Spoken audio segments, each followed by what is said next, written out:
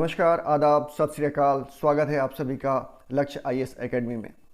आज हम सभी 14 मई की जो डेली डोज करंट अफेयर्स की चीज़ें हैं उसको देखेंगे। जैसा कि आप सभी को पता है कि इसमें लगभग ये आधे घंटे की वीडियो होगी और उसमें 3 पार्ट होगा। जो 3 सेगमेंट में उसमें डेली डोज जो करंट अफेयर्स से रिलेटेड 24 घंटे में पिछले जो घटनाएं घटी हैं उसकी डीप नॉलेज मिलेगी आपको, और डायरेक्ट और इनडायरेक्ट जो उसके सराउंडिंग्स से रिलेटेड क्वेश्चंस हैं वो भी टच किए जाएंगे। उसके अलावा स्टैटिक जीके के 20 क्वेश्चंस रहेंगे और पार्ट थर्ड जो रहेगा उसमें आपको कोडिंग डिकोडिंग बताई जाएगी। जीएस जीके के जो पार्ट होंगे इंपॉर्टेंट उसमें से एक। चलिए आइए स्टार्ट करते हैं। भारत में डिजिटल समावेशन को बढ़ावा देने के लिए मास्टर कार्ड ने किसके साथ मिलकर connected commerce creating a road map for digitally inclusive Bharat नामक रिपोर्ट जारी की है? वॉलमार्ट, फेसबुक, नीति आयोग या गूगल पे? इसका उत्तर है नीति आयोग। ठीक है। इस रिपोर्ट में डिजिटल रूप से समावेशी भारत के लिए रोड मैप बनाने में मदद मिलेगी। यह रिपोर्ट भारत में डिजिटल वित्तीय समावेशन को तेज करने में आने वाली विभिन्न चुनौतियों की पहचान करती है और साथ ही 1.3 अरब नागरिकों तक डिजिटल सेवा की पहुंच उपलब्ध कराने की दिशा में आवश्यक सिफारिशें भी देती है। चलिए, अब चूंकि ये नीति आयोग की बात आई है तो देख लेते हैं कि नीति आयोग से रिलेटेड जो इंपॉर्टेंट चीजें हैं वो। National institution for transforming India, NITI, national institution for transforming India, NITI Aayog. Okay. राष्ट्रीय भारत परिवर्तन संस्थान, हिंदी में इसको बोलते हैं राष्ट्रीय भारत परिवर्तन संस्थान। स्थापना इसकी हुई है 1 जनवरी 2015 को। ध्यान रखने वाली बात है, मोदी सरकार के तहत हुई थी ये, उनके पहले कार्यकाल में। मुख्यालय है नई दिल्ली। अध्यक्ष हैं नरेंद्र मोदी। उपाध्यक्ष इस समय वर्तमान में है राजीव कुमार। इंपॉर्टेंट है, क्वेश्चन ये पूछा जाता है। सीईओ अमिताभ कांत। ये तो करीब 8 से 10 बार क्वेश्चन अलग अलग एग्जाम्स में पूछे जा चुके हैं। नीति आयोग के अध्यक्ष कौन है? तो जो प्रधानमंत्री रहता है वही नीति आयोग का अध्यक्ष है। और नीति आयोग ने किसका स्थान लिया था? ये योजना आयोग का स्थान लिया था। तो ये इस तरीके से एक क्वेश्चन आपका ये कंप्लीट होता है। चलिए बढ़ते हैं अपने दूसरे प्रश्न की तरफ। अंतर्राष्ट्रीय नर्सिंग दिवस, इंटरनेशनल नर्स डे कब मनाया गया?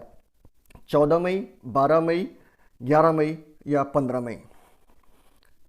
तो ये 12 मई को मनाया गया। उद्देश्य, यह दिवस फ्लोरेंस नाइटिंगेल की जयंती के उपलक्ष्य में मनाया जाता है, जिन्हें लेडी विद द लैम्प भी कहते हैं। ठीक है, लेडी विद द लैम्प, ये क्वेश्चन पूछा जाता है।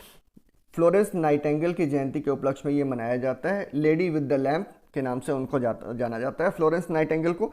और आधुनिक नर्सिंग की संस्थापक ब्रिटिश समाज सुधारक और सांख्यिकीविद थी ये। ठीक है, ये इंपॉर्टेंट चीजें हैं इनके बारे में। Next question number 3। भारतीय रिजर्व बैंक आरबीआई के नए कार्यकारी निर्देशक यानी एग्जीक्यूटिव डायरेक्टर कौन है, जिसको ईडी भी बोलते हैं? जोश जे कट्टूर, प्रकाश गुप्ता, हरिकुमार, रामेश्वर सिंह। जी, जोश जे कट्टूर जो है ये आपके जोश जे कट्टूर ये इसमें ईडी है, एग्जीक्यूटिव डायरेक्टर बनाए गए हैं आरबीआई के, reserve bank of India. Important points देख लेते हैं। जोश जी कट्टूर भारतीय रिजर्व बैंक के मानव संसाधन प्रबंधन, ठीक है, क्या क्या देखेंगे ये देख लेते हैं। मानव संसाधन प्रबंधन, कारपोरेट, रणनीति, बजट और राज्य भाषा विभाग जो है, ये 4 विभाग देखेंगे टोटल ये कट्टूर जी, जोश जे कट्टूर। अब चूंकि यहाँ बात आरबीआई की हुई है तो आरबीआई की पूरी कुंडली देख लेते हैं, क्योंकि इससे रिलेटेड गाहे बगाहे क्वेश्चन में ग्रेड 3 के एग्जाम्स में पूछे ही जाते हैं। सेकंड ग्रेड के एग्जाम्स में भी आते हैं और ग्रेड 3 के एग्जाम्स में आरओ एआरओ और इस तरीके से उसमें लोअर सबऑर्डिनेट, इन सब चीज़ों में तो मान के चलिए कि एक आध क्वेश्चन आ ही जाएगा। चलिए देखते हैं। भारत में जितने भी बैंक होते हैं उन्हें कौन रेगुलेट करता है? आरबीआई।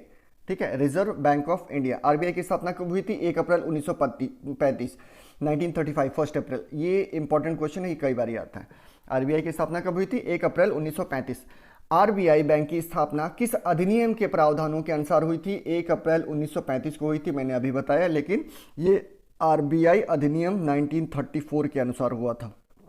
याद रखिएगा, ये भी क्वेश्चन रिलेटेड है और पूछा जाता है। आरबीआई अधिनियम 1934, इसके अनुसार इसकी स्थापना हुई थी 1 अप्रैल 1935 यानी 1 अप्रैल 1935। नेक्स्ट, मुख्यालय इसका मुंबई महाराष्ट्र में है। गवर्नर इसके हैं शक्तिकांत दास वर्तमान में, इंपॉर्टेंट है, ये पूछा जाता है। आरबीआई के डिप्टी गवर्नर कौन है? महेश कुमार जैन, माइकल पात्रा, एम राजेश्वर राव और टी रविशंकर। ठीक है, इस तरीके से ये 4 इसके डिप्टी गवर्नर हैं, ये ध्यान रखिएगा। शक्तिकांत दास तो गवर्नर हो गए। उसके बाद आरबीआई के डिप्टी गवर्नर 4 हैं, महेश कुमार जैन, माइकल पात्रा, एम राजेश्वर राव और टी रविशंकर। बैंक का बैंक किसको बोलते हैं? आरबीआई को बोलते हैं, बताया था मैंने अभी आपको।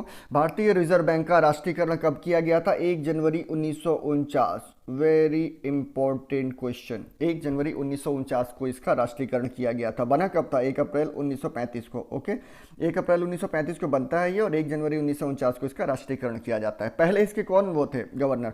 भारतीय रिजर्व बैंक के पहले अंग्रेजी गवर्नर कौन से थे? जब यहाँ अंग्रेजी लग जाएगा तो यहाँ सर ओसबॉर्न हो जाएंगे, ठीक है।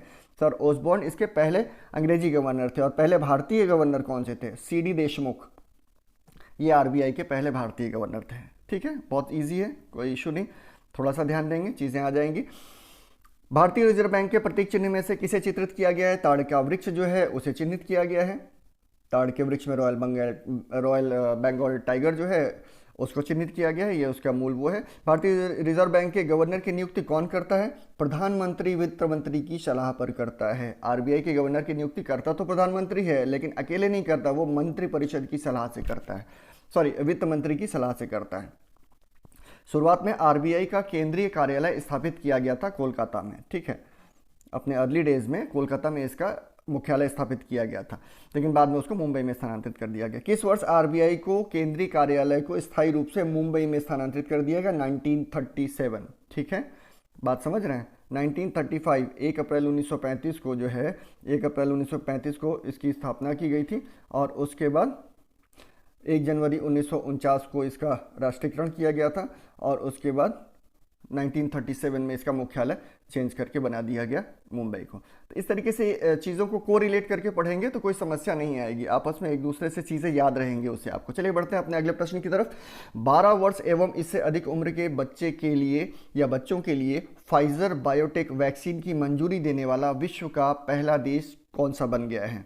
12 साल से कम उम्र के बच्चों के लिए वैक्सीन देने वाला पहला वो कौन सा बना है? ये है अमेरिका, भारत, कनाडा या पाकिस्तान? तो ये इसका आंसर होगा कनाडा, ठीक है। चलिए अब इससे रिलेटेड कुछ इंपॉर्टेंट पॉइंट्स देख लेते हैं। हाल ही में लगातार बढ़ रहे कोरोना वायरस महामारी के बीच कनाडा ने 12 से 15 साल तक की उम्र के बच्चों 12 से 15 साल तक के बच्चों की उम्र को वैक्सीन देने की अनुमति दे दी है। दुनिया में कनाडा पहला देश है, ठीक है, कनाडा पहला देश है जो 12 से 15 साल तक के बच्चों को फाइजर की जो वैक्सीन है उसके दोनों डोज देने जाने की व्यवस्था उसने की है। अब चूंकि कनाडा ने की है तो आइए देख लेते हैं। जैसा हमारे पढ़ाने का तरीका आपको पता है, कोरिलेट करके पढ़ाते हैं, चीज़ों को एक दूसरे से इंटरलिंक कर देते हैं जिससे चीज़ें याद रहें।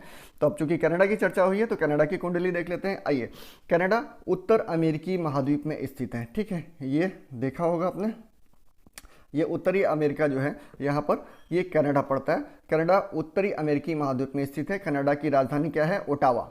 कनाडा की जो राजधानी है वो है ओटावा आपकी। कनाडा की जो करेंसी है वो कैनेडियन डॉलर है तो डॉलर ही, लेकिन उसको कैनेडियन डॉलर बोलते हैं। कनाडा के प्रधानमंत्री जस्टिन ट्रूडो, ठीक है, कनाडा के प्रधानमंत्री जस्टिन ट्रूडो, ये थोड़ा सा गलत हो गया, देख लीजिएगा, स्पेलिंग मिस्टेक है। जस्टिन ट्रूडो ये कनाडा के प्रधानमंत्री। क्षेत्रफल के हिसाब से विश्व का दूसरा सबसे बड़ा जो देश है वो कौन सा है? कनाडा। पहला कौन सा है? रशिया के नाम से आप जिसको जानते हैं। क्षेत्रफल के हिसाब से अगर आप देखेंगे तो पहला कौन सा देश हो गया? पहला हो गया रशिया और दूसरा हो गया ये कनाडा। और अगर वही जनसंख्या के हिसाब से देखेंगे तो पहला हो जाएगा आपका चाइना या चीन और दूसरा हो जाएगा आपका भारत, ठीक है। विश्व की सबसे लंबी सीमा वाला देश कौन सा है? कनाडा। कनाडा विश्व के सबसे लंबी सीमा वाला देश है, ठीक है। 18वीं सदी पुरानी देवी अन्नपूर्णा की मूर्ति किस देश ने भारत को लौटाई है? तो कनाडा ने लौटाई है। ये इंपॉर्टेंट चीज़ है, बहुत ही मतलब एक तरीके से प्रीशियस है, कीमती है हमारे लिए, भारतीयों के लिए। तो अन्नपूर्णा की मूर्ति लौटाई है और कनाडा ने उसको वापस किया है। इंपॉर्टेंट पॉइंट है ये कनाडा के हिसाब से। 49वीं या 49वीं समानांतर रेखा किस दो देश को अलग करती है या किन दो देशों के बीच में है? तो 49th जो सिमिलर लाइन है समानांतर वो कनाडा और अमेरिका के बीच में है। कनाडा और अमेरिका, मैंने बताया था ना अभी, कनाडा और अमेरिका के बीच में जो है 49th या 49वीं समानांतर रेखा है। चलिए बढ़ते हैं अपने आगे प्रश्न की तरफ। Question number 5, passage exercise Bharat और किस देश की नौसेना के बीच शुरू हुआ? इंडोनेशिया, रशिया, अमेरिका या जापान? तो अब ये इंडोनेशिया के बीच में हुआ है, भारत और इंडोनेशिया की नौसेनाओं के बीच में। चलिए इसकी कुछ इंपॉर्टेंट जो पॉइंट्स हैं उसको देख लेते हैं जल्दी जल्दी, आपका समय भी ना वेस्ट हो। मेरा उद्देश्य ये रहता है कि गागर में सागर बनना, जितनी इंपॉर्टेंट चीज़ें हो सकती हैं वो आपको प्रोवाइड की जाएँ और जितने कम समय में हो। अगर आप चाहें तो इसको हेडफोन लगा के, ईयरफोन लगा करके भी सुन सकते हैं, ठीक है। चीज़ें इस तरीके से आपको प्रोवाइड की जाती हैं कि आप पढ़ करके रिलैक्स हो जाए, फिर हेडफोन या ईयरफोन अपना लगा करके और रिलैक्स होकर के चीज़ें सुनते रहें, तो भी आपको चीज़ें समझ में आती रहेंगी। चलिए इंपॉर्टेंट पॉइंट्स देख लेते हैं।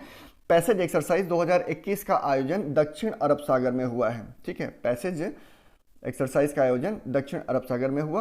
क्या उद्देश्य था इसका? इसका उद्देश्य था दोनों देशों की नौसेनाओं के बीच आपसी सहयोग, सैन्य शक्ति प्रदर्शन करना, ताकि युद्ध जैसी स्थिति से निपटा जा सके। इंडोनेशिया एशिया महाद्वीप में स्थित है, इंपॉर्टेंट पॉइंट है। इंडोनेशिया की राजधानी है जकार्ता, ईस्ट कालीमंतन। इंडोनेशिया की करेंसी है इंडोनेशियाई रुपया और इंडोनेशिया के राष्ट्रपति जोको विडोडो, इंडोनेशिया के जो राष्ट्रपति हैं वो कौन है? जोको विडोडो हैं इंडोनेशिया के राष्ट्रपति। इंडोनेशिया की संसद का क्या नाम है? People's consultative assembly, people's consultative assembly, ये है इंडोनेशिया की संसद का नाम। Now the question number 6, national asset reconstruction company के नए मुख्य कार्यकारी अधिकारी सीईओ कौन बने हैं? सीके नायडू, अमित कुमार, पद्म कुमार एम नायक या प्रकाश सिंह?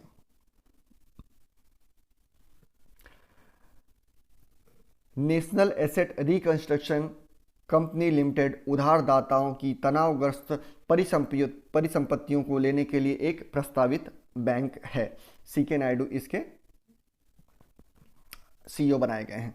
टॉप नियुक्तियां क्या हैं देख लेते हैं इससे रिलेटेड। भारत की विशिष्ट पहचान प्राधिकरण unique identification authority of India, आप आधार यूज करते हैं ना, ये यूडीआई ही प्रोवाइड करता है आपको, ठीक है। Unique identification authority of India यानी यूआईडीएआई के मुख्य कार्यकारी या सीईओ कौन है? सौरभ गर्ग, अभी इनकी नियुक्ति हुई है हाल ही में। महिंद्रा एंड महिंद्रा लिमिटेड के एमडी और सीईओ कौन बने हैं? अनीश शाह, महिंद्रा एंड महिंद्रा लिमिटेड के नए एमडी और सीईओ बने हैं अनीश शाह। भारतीय सेना में कैप्टन बनने वाले पहले सांसद कौन बने हैं? अनुराग ठाकुर। ध्यान रखिएगा, अभी तक क्या था, क्रिकेटर और बाकी लोगों को ऑनररी वहाँ पर प्लेसमेंट मिलती थी, लेकिन अभी क्या है ये कि भारतीय सेना में कैप्टन का जो पद मिला है वो पहले सांसद कौन है? तो ये अनुराग ठाकुर है, ये ध्यान रखने वाली बात है, ठीक है। आइए देख लेते हैं। किस भारतीय को अमेरिका के व्हाइट हाउस मिलिट्री ऑफिस का निदेशक नियुक्त किया गया है? महत्वपूर्ण पोस्ट होती है। मधु वर्गीस को, भारतीय को अमेरिका के व्हाइट हाउस मिलिट्री ऑफिस जो पूरी निगरानी करता है व्हाइट हाउस की, उसका निदेशक नियुक्त कर दिया गया है मधु वर्गीस को, ये इंडियन है। संयुक्त राष्ट्र की वह ऑडिट समिति के अध्यक्ष कौन है? गिरीश चंद्र मुर्मू, ये इसको देखना पड़ेगा, ये इसमें कुछ वो है। खैर नेक्स्ट,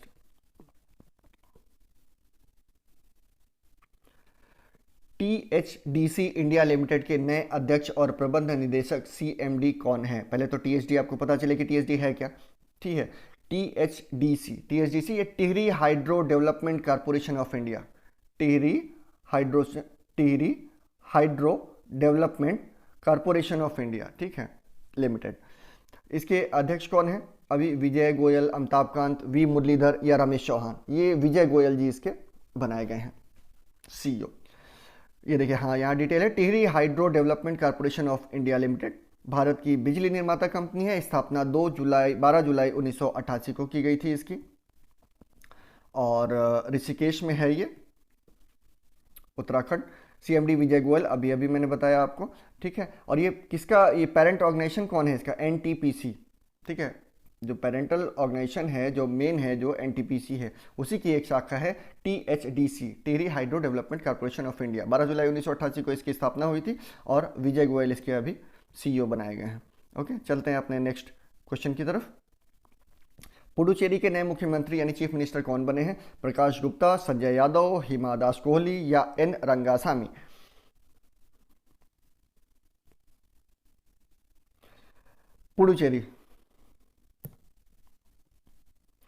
पुडुचेरी भारत का केंद्र शासित प्रदेश है। स्थापना 1 नवंबर 1949 को हुई है। इसकी राजधानी है पुडुचेरी और पुडुचेरी की राजधानी भी पुडुचेरी है, ठीक है। पुडुचेरी के जो मुख्यमंत्री हैं वो एन रंगासामी हैं। अच्छा, मैंने अभी नहीं बताया था आपको,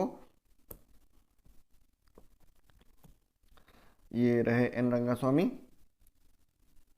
ये पुडुचेरी के मुख्यमंत्री हैं।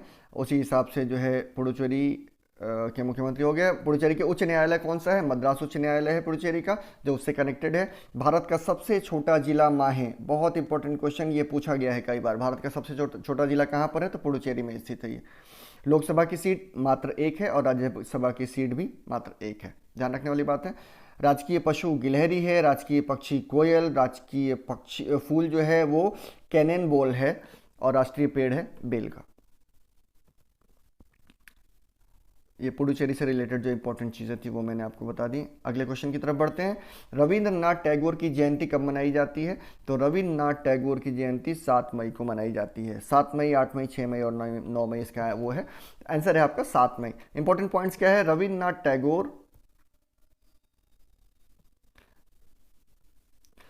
टैगोर का जन्म 7 मई 1861 को कोलकाता में हुआ था। 2021 में रविंद्रनाथ टैगोर की 160वीं जयंती मनाई गई, इसलिए ये इंपॉर्टेंट हो जाते हैं रविंद्रनाथ टैगोर साहब। अब उनकी डिटेल देख लेते हैं। रविंद्रनाथ टैगोर से रिलेटेड जो भी मोस्ट इंपॉर्टेंट क्वेश्चंस हैं हमारे, जो आपके आरआरबी में हैं, एसएससी में हैं और पीसीएस में है, इन सभी चीज़ों में जो क्वेश्चंस पूछे जा रहे हैं वो। बांग्लादेश का राष्ट्रगान आमार सोनार बांग्ला किसने लिखा? रविंद्रनाथ टैगोर जी ने लिखा। महात्मा गांधी को गुरुदेव की उपाधि किसने दी थी?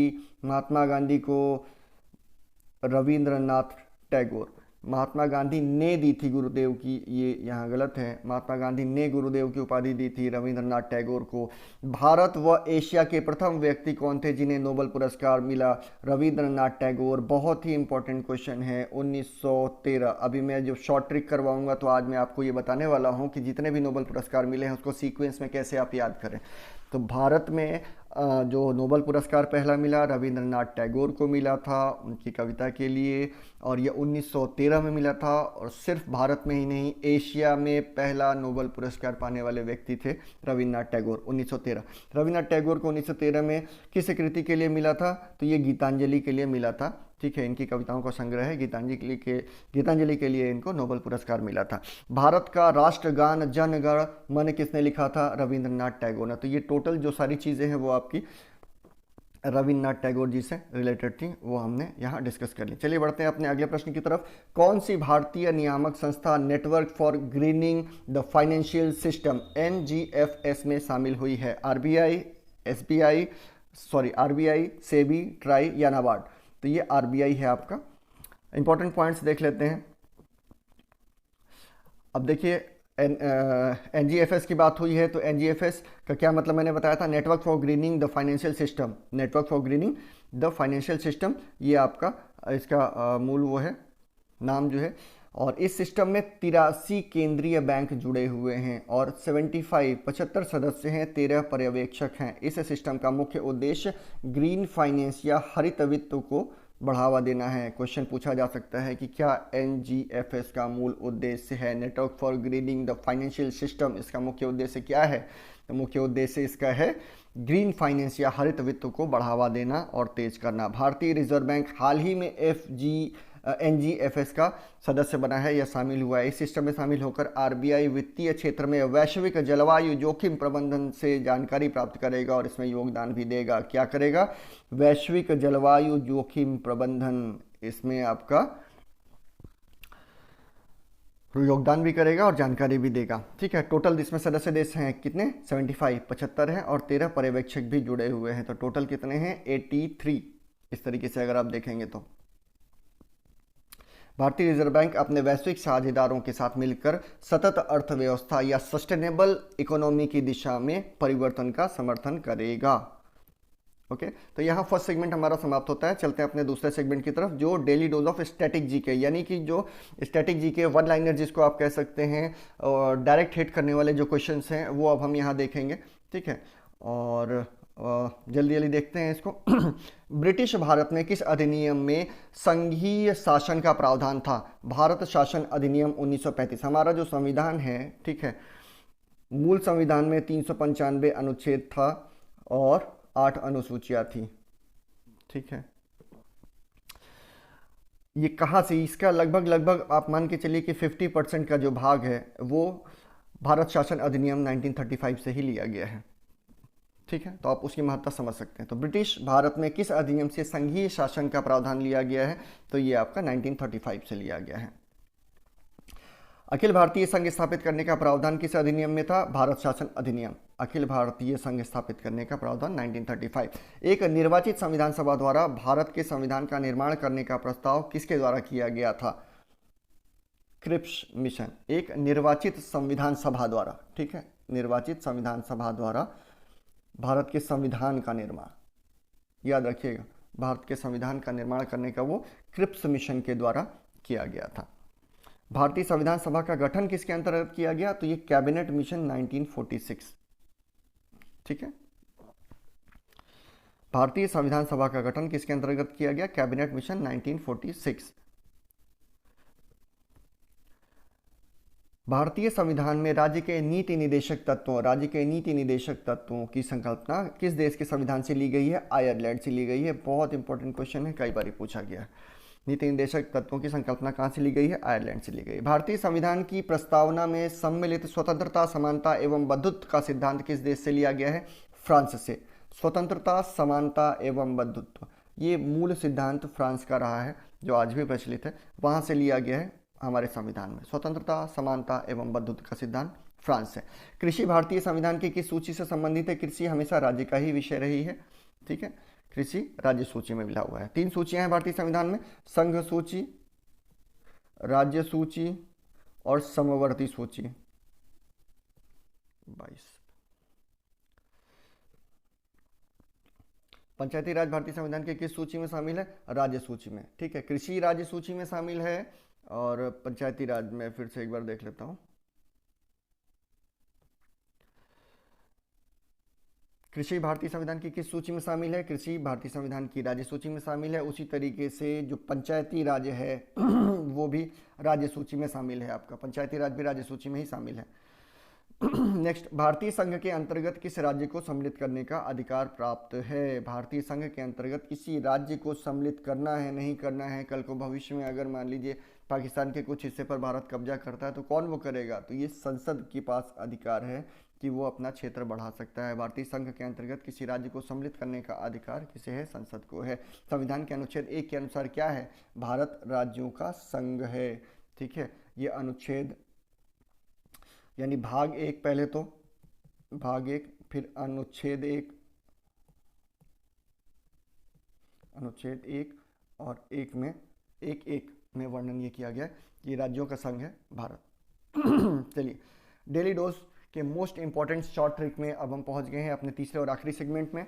देखते हैं नोबेल पुरस्कार, Indians who got Nobel prize, Nobel पुरस्कार पाने वाले इंडियंस या भारतीय। ट्रिक देख लेते हैं। रवि सर हमारे सुबह आम नबी के, रवि सर हमारे सुबह आम नबी के। अब इसमें देखते हैं ये एक सीक्वेंस में है, ठीक है ना, इससे आपको पता रहेगा कि क्रम में भी कभी लगाने को आ जाए तो भी आप लगा सकते हैं और ये भी आपको पता रहेगा कि कितनों को मिला है। चलिए मैं डिटेल में कर देता हूं आपको। रवि से हो गया रविंद्रनाथ टैगोर 1913 सबसे पहले। सर से सर चंद्रशेखर वेंकट रमन, ठीक है, चंद्रशेखर प्रभाव के लिए उनको फिजिक्स में दिया गया था, यह हो गया। ह से हरगोविंद खुराना, ठीक है, बायोलॉजी के क्षेत्र में दिया गया था। मदर टेरेसा शांति के लिए। सुबह से सुब्रमण्यम चंद्रशेखर। आम से अमर्त्य सेन इकोनॉमिक्स के लिए दिया गया था। वीएस नायपाल 2001, इनको इनकी बुक के लिए दिया गया था साहित्य के क्षेत्र में, ठीक है। तो रवि सर हमारे सुबह आम नबी के रविंद्रनाथ टैगोर, सर से सर चंद्रशेखर वेंकट रमन, हमारे ह से हरगोविंद खुराना, मारे से मदर टेरेसा, सुबह से सुब्रमण्यम चंद्रशेखर, आम से अमर्त्य सेन, ना से वीएस नायपाल, बीके में बी से वेंकट रमन, इनका पूरा नाम रामकृष्ण वेंकट रमन है, बी और के से कैलाश सत्यार्थी, यानी रवि सर सुबह हमारे आम नबी के, एक लाइन में है, बड़े आराम से याद कर सकते हैं। रवि सर हमारे सुबह आम नबी के, रवि सर रवि रविन्द्रनाथ टैगोर, सर चंद्रशेखर वेंकटरमन, हमारे हरगोविंद खुराना, मारे मदर टेरेसा, सुबह सुब्रमण्यम चंद्रशेखर, आम अमर्त्य सेन, न बी के न वी.एस. न्यायपाल, बी के वेंकटरमन रामकृष्ण और के कैलाश सत्यार्थी। इसमें एक चीज़ और है, ये तो पूरा सीक्वेंस बन गया, एक इसको लास्ट में याद रखिएगा कि 2019 का जो है अभिजीत बनर्जी को नोबेल पुरस्कार मिला है। 2019 में भी 2014 के बाद अभिजीत बनर्जी को नोबेल पुरस्कार मिला है। ठीक है, तो इस तरीके से आपकी ट्रिक भी यहाँ समाप्त होती है। टोटल तीनों सेगमेंट समाप्त हो गए। देखिए, अगर आपको वीडियोस अच्छी लग रही हैं और आपको ये लगता है कि हाँ ये आपके फ़ायदे की चीज़ है, तो आप लाइक करिए, शेयर करिए और सबसे इंपॉर्टेंट चीज़ की सब्सक्राइब करिए, जिससे आगे भी इस तरीके की वीडियोज़ आपको मिलती रहें। Okay, thank you. मिलते हैं कल फिर 8 बजे 15 मई की डेली डोज करंट अफेयर्स की चीज़ें लेकर के। ओके, नमस्कार।